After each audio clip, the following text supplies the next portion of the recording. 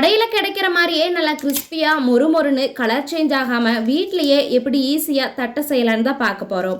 Hi friends, வணக்கம் and welcome back to my channel. தட்டை செய்கிறதுக்காக ஒரு ஜாரில் 4 பல் பூண்டு, 4 வரமிளகாய், 1 பச்சை மிளகாய் எடுத்துருக்கிறேன்.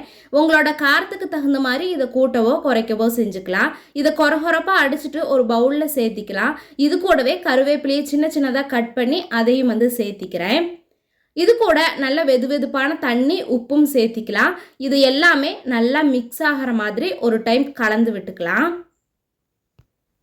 இந்த பொருள் எல்லாமே நல்லா தண்ணியில் கலந்த உடனே பொட்டுக்கடலையை கொஞ்சமாக வறுத்துட்டு நான் எடுத்திருக்க கப்பில் 1/2 கப் சேர்த்திக்கிறேன். நல்லா ஃபில்ட்ரு பண்ணி சேர்த்தினோம்னா கட்டிகள் இருக்காது. அதுக்கப்புறமா அதே கப்பில் 1 கப் நிறைச்சி பச்சரிசி மாவு சேர்த்திருக்கிறேன். இதை இப்போ எல்லாத்தையுமே நல்லா மிக்ஸ் பண்ணிக்கலாம். இந்த மாவுகள் சேர்த்தும் போது கட்டிகள் இல்லாமல் இருக்கணும், அதனால் ஃபில்ட்ரு பண்ணி சேர்த்திக்கலாம். இந்த மாவு பச்சரிசி மாவு சேர்த்துறதுக்கு முன்னாடி கொஞ்சமாக எடுத்து வச்சுட்டு சேர்த்தனோம்னா மாவு ரொம்ப கொழகொழப்பாக இருந்ததுன்னா சேர்த்து பிசைகிறதுக்கு கொஞ்சம் ஈஸியாக இருக்கும். இதெல்லாம் நல்லா கலந்ததுக்கப்புறமா கொஞ்சமாக ஆயில் அப்படி இல்லைன்னா கீ சேர்த்திட்டு இப்போ மாவு ரொம்ப கொழகொழப்பாக இருக்கிறதுனால அது கூடவே கொஞ்சம் பச்சரிசி மாவு அதிகமாக சேர்த்திட்டு நல்லா கலந்து விட்டுக்கலாம். இந்த தட்டையோட மாவு எப்படி இருக்கணும்னா சப்பாத்தி மாவை விட கொஞ்சம் கொழகொழப்பாக இருக்கணும். அப்போ ஈஸியாக தட்டை செய்கிறதுக்கு இருக்கும். அதுக்கப்புறமா நல்லா மிக்ஸ் பண்ணதுக்கு அப்புறமா நம்ம ஊற வச்சுருக்கிற பச்சைக்கடலை பருப்பும் கொஞ்சம் பொட்டுக்கடலையும் சேர்த்திட்டு லைட்டாக மிக்ஸ் பண்ணிக்கலாம்.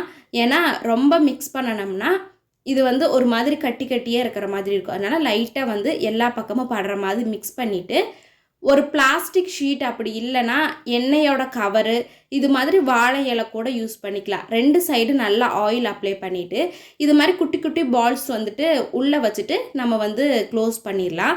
அதுக்கப்புறம் ஒரு டம்ளரோ இது மாதிரி பவுலோ வச்சு நல்லா அந்த பாலில் ப்ரெஸ் பண்ணனோம்னா நமக்கு வடை மாதிரி கிடைக்கும். அதை விடவே நல்லா நைஸாக செஞ்சோம்னா தான் தட்டை நல்லா கிறிஸ்பியாக இருக்கும். ரொம்ப வண்ணமாக இருக்கக்கூடாது, லேசாக நைஸாக இருக்கணும்.